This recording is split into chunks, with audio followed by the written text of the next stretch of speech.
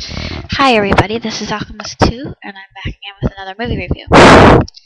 Now, last night I had decided to watch The Last Airbender, and I had kind of fallen out of favor with M. Night Shyamalan as a director, just because his recent films, or for lack of a better term, haven't really been that great in any extent of the imagination. But I feel that The Last Airbender has redeemed him. And here's my reasoning why. I've seen the cartoon, and I'm a huge fan of it. And I was a little bit leery about actually watching this because of the fact that I adore this cartoon. I think it's probably one of the finest animated series that has ever been produced. That mixes both the Eastern culture and the Western culture just so well that you don't even realize it. You can see the influence, but it doesn't hit you over the head with a frying pan. It's not beating it into you. And anyway, that aside, I thought that this movie was captivating, just absolutely gorgeous on many occasions. Just the way that different scenes were depicted. And I thought all of the characters were just perfectly cast. I didn't really think that I would like who they chose for Uncle Iroh, one of my favorite characters in the film, but the more I saw him and just the way that he acted, I thought, yeah, that's Iroh. And I love this man who played his role. I thought he was just phenomenal. And the little kid who plays Ong, oh my gosh, just the way he moved. And I like the fact that that M. Night decided to make Ong small in stature because it also depicts his humility. And as for Prince Zuko, played by Dev Patel, couldn't be any better. I just thought that Dev was incredible. Just his movements, his fluidity, his quickness, his swift movements, the way that he executed all those different kung fu positions, and it just took my breath away. I was completely transfixed and mesmerized throughout the whole film. Now I know that this movie didn't do well in the box office, and I could care less because personally, and I know I'm probably going to get a lot of flames for this, I like the movie better than the cartoon. And I cannot wait to see what M. Night does with Book 2 and Book 3. Just because this worked so well on the silver screen, I thought, in my opinion, that I can't wait to see what he does with the following chapters in Ong's quest to become Airbender, or Avatar, I should say Avatar. Now this, the first book, Water, I'm not going to tell you anything about it, but just the way that M. Night portrays everything, it's just absolutely awe-inspiring. I was moved by it. I love all the messages that were depicted in it, and there's just so much wisdom that can be garnered from this particular film, I think. And it's just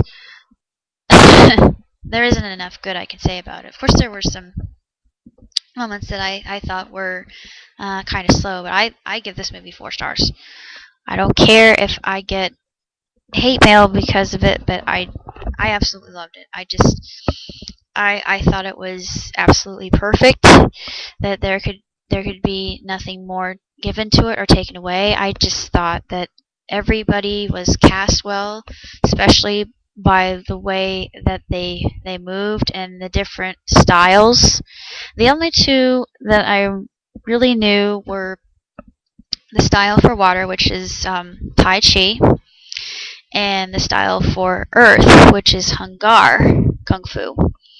And if anybody could help me figure out, there were two other styles. I couldn't remember air, and I couldn't remember fire. But I know that the style they use for fire is very violent, which makes sense, and the style for air is very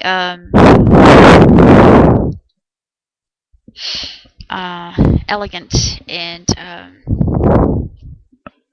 it's like dancing. Very how do I say this? Just kind of like a ballet.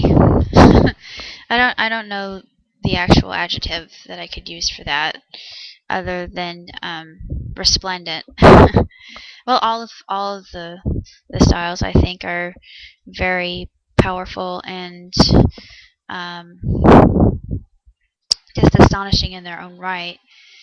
But I always liked the style they use for water, just because I love Tai Chi style, and it's just how calming it is, but just it's powerful too in its own right.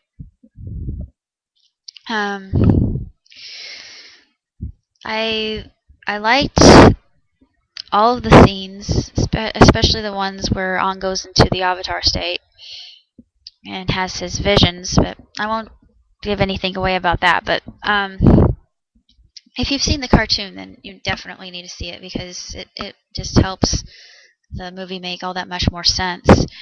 And having that background against the movie, I think gives it more clarity. To be honest with you, I actually prefer the movie version of Sokka, because the movie version of Sokka is portrayed as a young man, not a kid who cracks jokes and is a jester and wants to alleviate all the tension with some kind of wisecrack. Not that that's bad. I like that Sokka, but I prefer this Sokka over that one. And Katara, I adore Katara. I've always loved Katara. I personally like her in this movie better, just because I think she's got more softness to her, and just more of a nurturing quality. Also, she's a strong female character, and I really love her for that. And the little girl who plays Azula just makes me want to hate her that much more, as she's such a brat. Ugh. No, I didn't really care for her character at all. Well, but her twistedness, I think they portrayed it very well, even though you don't really get to see the full extent of her maliciousness. But we will later, and it will not be pretty. But I love all the characters, especially Iroh. Just because Iroh, to me, is the one sane firebender out of all the nation of fire. And I wish they would listen to him. I mean, why can't you listen to this elder who is just such a beacon of knowledge, and not given to your own greed and self-centeredness? And I could go on, but I won't. If you're a fan, then I would definitely recommend Last Airbender, because on the screen I just thought everything that they did was sensational. I mean, it's just the special effects for the bending and elements knocked my socks off. I was just it was cool. It was really awesome. And I definitely like the way they rendered Appa, because Appa, despite the fact that he looks so cute and cuddly, is also a force to be contended with. He is nature incarnate, so you don't want to make him mad. And Momo, I thought that the way that Momo was portrayed was also very good. Momo was kind of comic relief, but they focused more on the actual action, the suspense, the the conflict, just the character's internal torment. Zuko, particular, Zuko, just Dev Patel. No, I can't say enough good about him. I love him. So if you haven't seen it yet, I highly recommend it. And I really give kudos to M. Night for doing this, and I can't wait to see what he has next up his sleeve. 2 thumbs way, way up.